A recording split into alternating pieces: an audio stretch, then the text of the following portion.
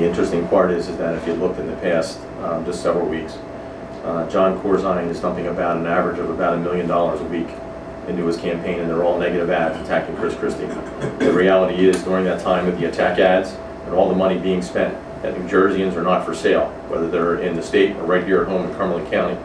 And the poll numbers continue to decline the more he attacks and the more he spends. So keep spending, John.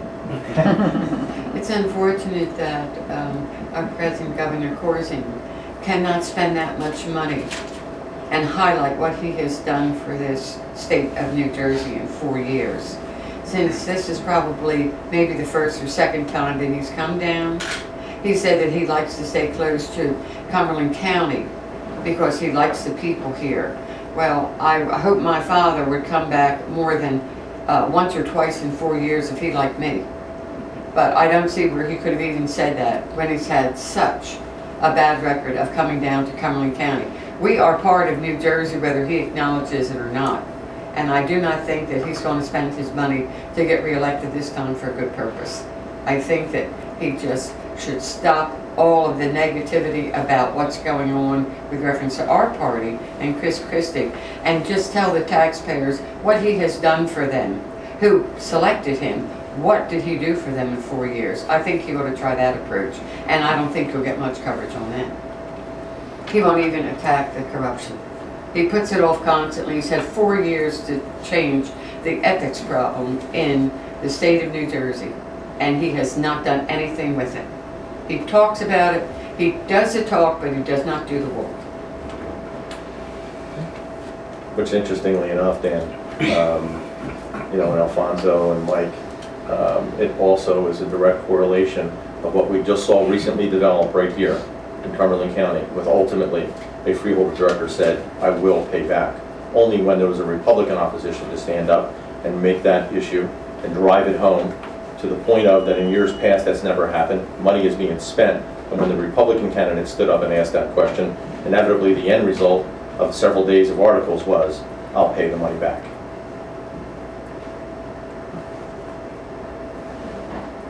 Well, you have paid it if we didn't say anything. Any other questions? Great. Mike, Alfonso? One question. Do you have idea how many money we lose for don't have ready the project ready? How much money we lost for The stimulus? stimulus? funds. The state of New Jersey got almost $950,000. $150 million. Yeah. Right. I just think in small terms, $950 million, and there's 21 counties. We got 0. So, I mean, obviously we're not one of the bigger counties. We should at least have got a few million, don't you think? So to put a number on it, it's tough to put a number on it. What we should have gotten. They try to say, well, they're going to work on Route 55 interchange. Well, that's a state highway. That's not a county project. That's a state highway. You know, Alfonso, what's interesting is that we have, of course, an all-Democrat freeholder board, as Sam had mentioned, and a all-Democrat legislature from the 3rd and 1st District, as Sam had mentioned, as well as having a Democrat governor and Democrat-controlled Assembly and Senate.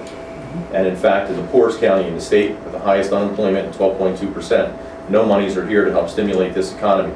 And that's exactly what it's about, the stimulus program. So in fact, what will happen there is that other counties will benefit, job and unemployment rates will go down, and Cumberland counties will continue to climb. And you've got counties like Salem County is smaller than us, more rural than us, and they got money and we didn't. So how can they associate it with the size of the county? It's just they got nothing because they were not prepared, and they just don't want to admit it. About the population of Bonnet, 16 in the state. Nothing came down here. I think it also shows that there is no communication between the governor and our legislators. I think this, I mean, who is watching the store? All that money around, why didn't some of it come to us? I mean, probably if the governor had given us some, it would have helped the legislators, since they are of his party. But he refuses to listen to them. But of course, I don't think they voted for his budget. Well, I think the issue with that is pretty So clear. I think that's how they got it. The issue with that is pretty clear. The reality is that And I can't even blame it on the legislators, the Democrat-controlled legislators of the 1st and 3rd District. I think they have to be quite embarrassed that they have a district of which is the only one in the whole state that gets no stimulus dollars. Why is that? There's no vision in Cumberland County. There's no shovel-ready projects in Cumberland County.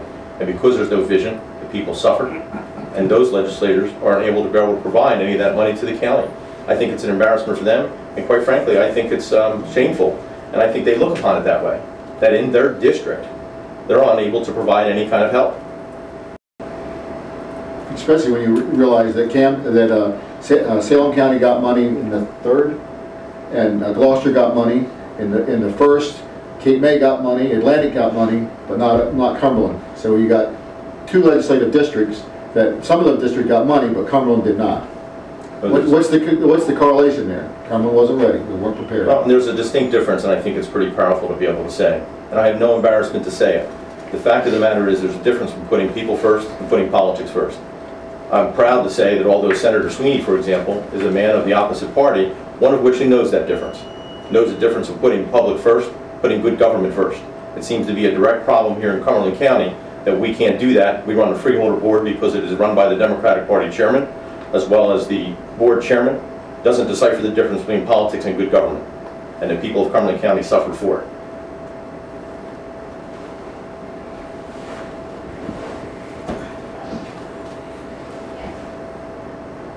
If there's no other questions. I wanted to prognosticate, give a little prediction that once, if the fact that there have been 476 consecutive successful votes without any significant opposition hits the papers, there'll suddenly be a little flurry of questions and disputes. They'll assign somebody to, you better vote no.